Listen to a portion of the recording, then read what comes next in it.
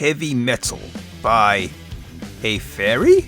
But not just that, it turns out there's a lot more going on with this fairy than you might have expected. This is going to be a fun one. We're going to talk about Yousei Teikoku and Itsuki Yui in this episode of Otaku Files. Most of us outside of Japan may not be aware of some of the more interesting personalities within the Japanese otaku landscape, so I thought I'd do a little video series and try to shed some light on these individuals. This is Otaku Files. Yousei Teikoku is a gothic metal band that mixes in elements of electronic and classical music. If that didn't already pique your interest, they've actually been responsible for a number of anime openings. A couple of examples include Mirai Nikki aka Future Diary and Big Order. Yousei Teikoku in English means Fairy Kingdom. They also have a German name, Das Feenreich.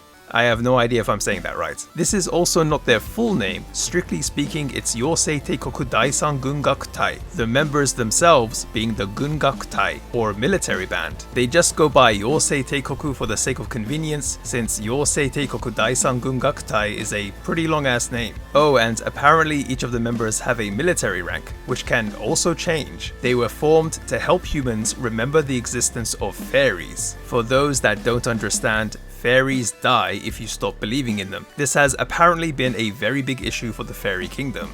I can imagine. It doesn't stop there though. They call their fans shinmin, meaning subjects, and their concerts are called shikiten, or ceremonies. Yousei Teikoku started as an indie band all the way back in 1997 in Nagoya. Yes, they've been going for over 25, coming on to 30 years. The founders are the vocalist Yui and member Tachibana Takaha, who can play a number of instruments and is now mainly responsible for the band's music production and composition. There isn't actually much information out there about how the members met. Amazingly, throughout their career, the members have always stayed in character. In particular, Yui, who is the Fairy Kingdom's empress, and whose rank is Yousei Teikoku Shushin Dokusai Kan, which can be translated as the lifetime dictator of the Fairy Kingdom. That's definitely as clear as you can get. Even in interviews, Yui's tone and way of speaking is very much from the top down, showing who wears the gothic pants in the Fairy Kingdom. However, for some who don't understand that this is just a part of Yousei Teikoku's fantasy world that they've created, this way of speaking can be seen as extremely arrogant and even off-putting. It might be partly related to this, but Yousei Teikoku doesn't seem to have a really mainstream image, despite being active for so long and being relatively well known within their respective circles. It's said that Yousei Teikoku became more well known after playing at music festivals such as Animero Summer Raibu, which is Japan's biggest annual anime song music festival. Before meeting Tachibana Takaha, Yui, who is over 325 years old, apparently listened to bands such as Judy and Mary and Lindsberg, which would explain her musical direction. It also seems that the two released a mini album called Atarashi Momo in 1996, but this was a complete self-release. However, in their indie days, apparently their theme was a little different. As is hinted by the name of their self-released album, it was based around peaches. Yes, you heard me right. Atarashi Momo means new peach. They supposedly even did things like hand out peach-flavored water when they played live.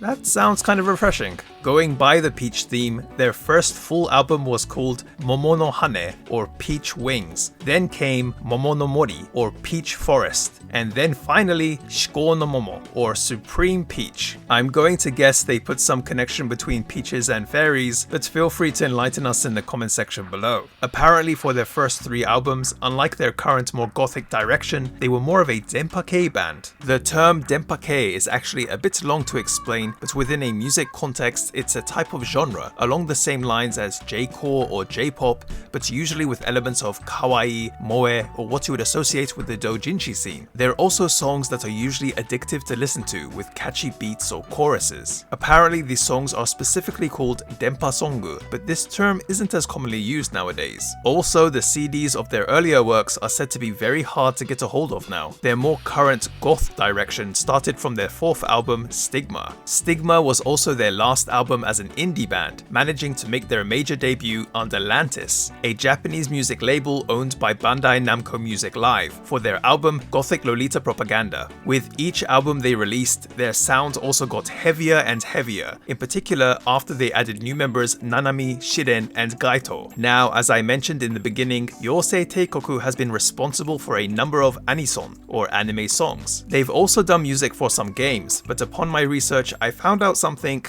very interesting. It wasn't just mainstream anime and games that they made songs for. Oh no, they also made songs for more adult forms of entertainment. For example, in around 2004, a couple of years before their major debut on Atlantis, they released something called Tsui no Utashu. It turns out this is actually a mini album that is a collection of songs they did for Tsui no Yakata, an adult game series that focuses on maids. I bet you didn't see that one coming. Even after their major debut, a lot of their music was actually used in adulty kind of stuff. For example, their major debut single, Ashita o Yurushite, was used in an adult game, AR Wasareta Natsu, or AR Forgotten Summer in English. But that's actually not the only connection to the adult entertainment side of things Yousei Teikoku has, something I'll explain in just a bit. Now, of course, this just might be a complete coincidence, but Yui looks a lot like the seiyuu Itsuki Yui. She even has the same name.